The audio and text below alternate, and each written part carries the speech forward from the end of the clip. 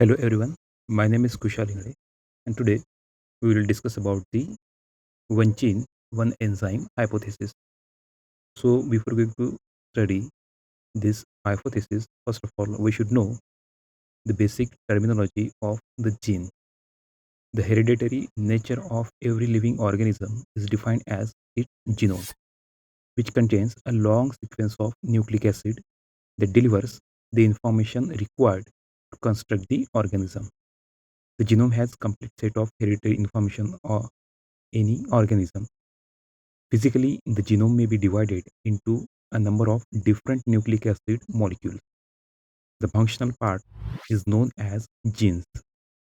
Every gene is a specific sequence within the nucleic acid that represents a single protein. In diploid organisms, which have two sets of chromosomes, one copy of each chromosome is inherited from each parent.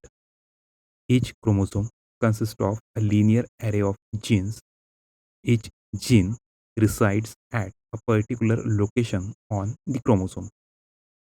This is more formally called a genetic locus.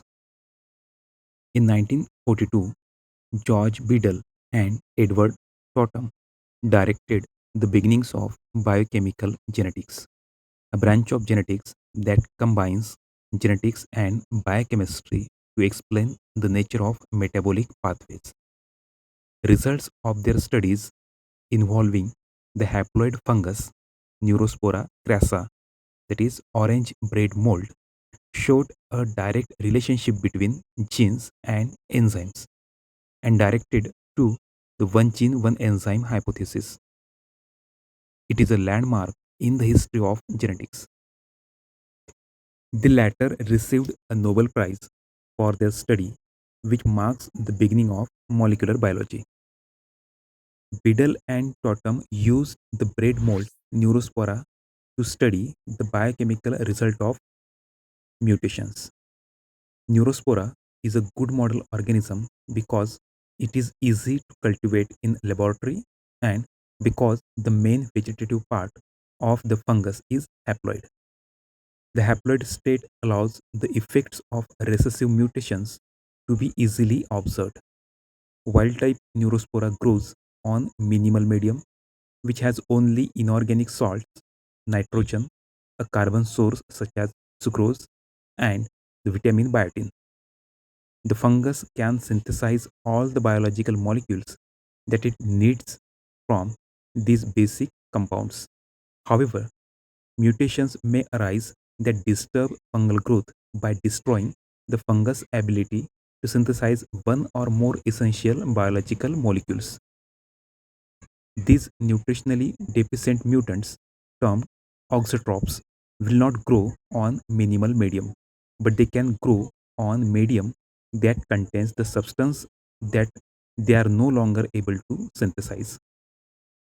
Biddle and Totem first irradiated spores of Neurospora to induce mutations. After irradiation, each spore was placed into a different culture tube with complete medium, that is, the medium containing all the biological substances needed for growth. Next, they transferred spores from each culture to tubes containing minimal medium. Fungi containing auxotropic mutations grew on complete medium but would not grow on minimal medium, which allowed Biddle and Totem to identify cultures that contained mutations. After they had determined that a particular culture had an auxotropic mutation, Biddle and Totem set out to determine the specific effect of the mutation. They transferred spores of each mutant strain from complete medium to a series of tubes, each of which possessed minimal medium plus one of a variety of essential biological molecules such as an amino acid.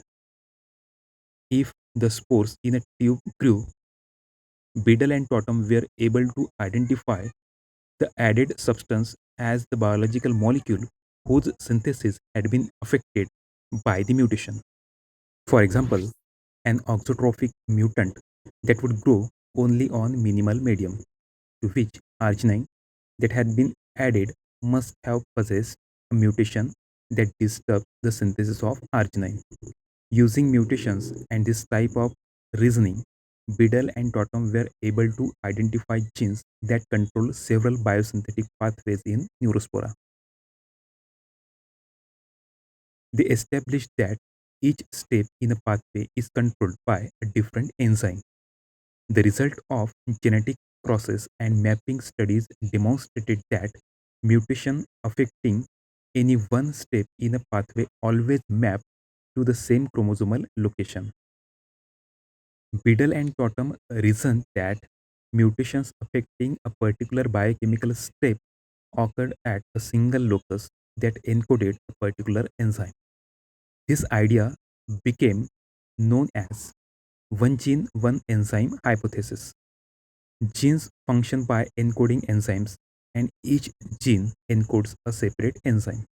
When research showed that some proteins are composed of more than one polypeptide chain and that different polypeptide chains are encoded by separate genes, this model was modified to become the one gene, one polypeptide hypothesis.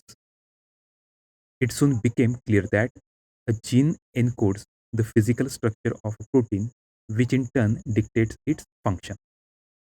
Biddle and Totem hypothesis became one of the great unifying concepts in biology because it is proved a bridge that brought together the two major research areas of genetics and biochemistry.